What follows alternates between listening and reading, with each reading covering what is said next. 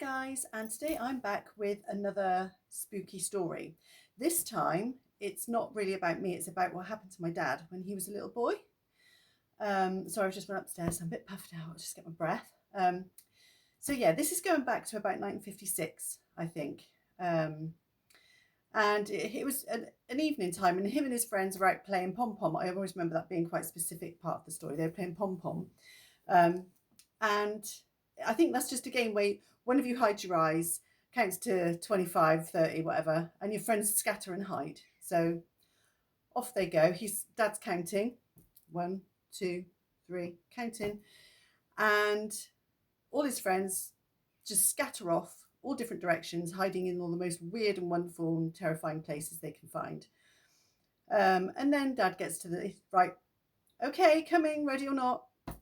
And so they're all just, he looks around and it's just silence. It's getting dark, so it's like twilight time, absolute silence. And he's thinking, oh, this is spooky. And he's like, so anyway, he starts looking around because he gets a funny feeling. He's like, oh, I feel a bit, uneasy. So anyway, he starts looking around for his friends and he can't see them anywhere. Like literally they've hidden so well away that he literally was looking everywhere and he could not see them anywhere. So he started to get a little bit like, where are they? And and as he was walking along around looking for his friends, he suddenly had this really strange feeling come over him, and he looked up and he saw what looked like the Egyptian dog, with the massive ears. It was about 7 foot tall. Was walking on legs which looked like man's legs, human legs. Could have been a bit doggish, I don't know. But he said he looked up and he saw this dog just walking. It was probably about 30 foot away from him, maybe a bit nearer, 20 foot, something like that away from him. And it was just walking down the street across the path like that. And it stopped. It was walking under a street light and it turned. It stopped walking along like that, turned, looked at my dad, and then just turned away, carried on walking down the street. Well, he wasn't strutting like I'm doing, but he was walking down the street. And my dad just watched the dog. He watched him walk off into the distance and again, just disappeared. So a similar story to the one that I told you before about the lady who disappeared. He just saw this dog. It actually gave him eye contact, actually looked straight at him like this for a few seconds, turned and walked off so nonchalant. There we go. There's John, there's Ivan, walking along.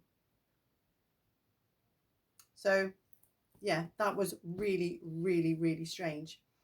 And there was another one as well that happened to him. He was coming home from school with his friends one time. This is UFO related, actually. So if you believe in UFOs or you don't, whatever, take what you want, whatever, I'm just going to tell you anyway. And they were walking home from school. They were probably about, 15. So they weren't like little children. They were, teenagers.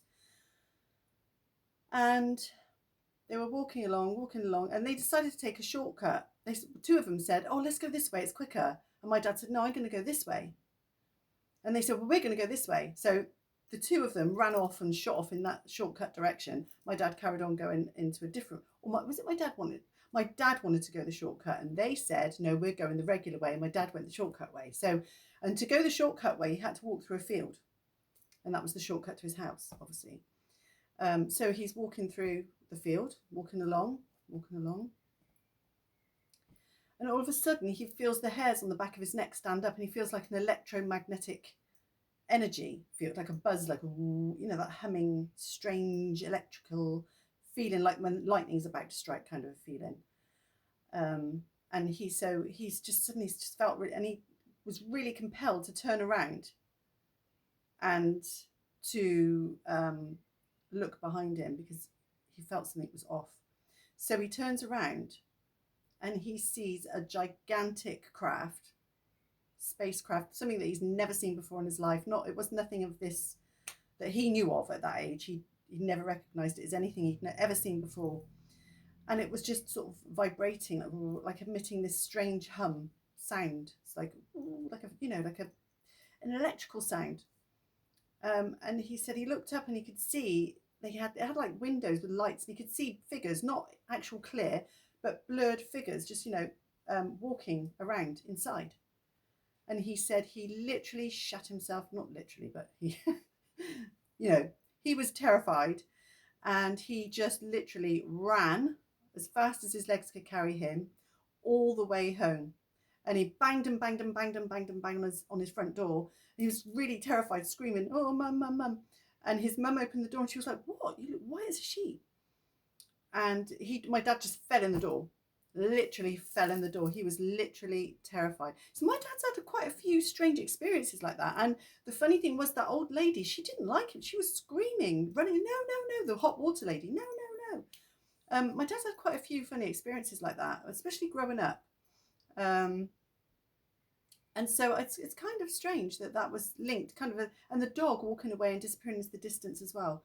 All very interesting. I actually did tell that story on the radio once to a ghost hunter, like these ghost specialists. This was going back years ago, and they couldn't explain it either. Like, he doesn't know, you know. He was just like, "What?" And he wasn't hallucinating. He wasn't on any meds or anything like that. He was just a kid playing pom pom with his friends. And this Egyptian stuff, I don't know if there's a name for them. So if any of you know, write it in the comments. It slips my mind right now. But there is a name for those kind of dogs. But he said it was like half man, half dog. And it was about 7 foot tall and it had massive pointed ears. And it was just walking and it just stopped and looked at him. Can you imagine? I would have screamed the place down. Oh my God. You know, at that age anyway. I mean, if I saw something like that now, it's to be like, whoa, that's interesting. But yeah, pretty terrifying stuff. And the spaceship again, really kind of what he thought was a spaceship, and still to this day he swears up and down that that's what it was. So what do you guys think? I mean, for me, it's so interesting. I love all that kind of thing. UFOs. Obviously, I'm a witch, so I know I say that in nearly every video, and you obviously all know that by now, but yeah, sorry. I am autistic and I do tend to repeat myself, so you have to forgive me with things like that. You know, sometimes I do a bit.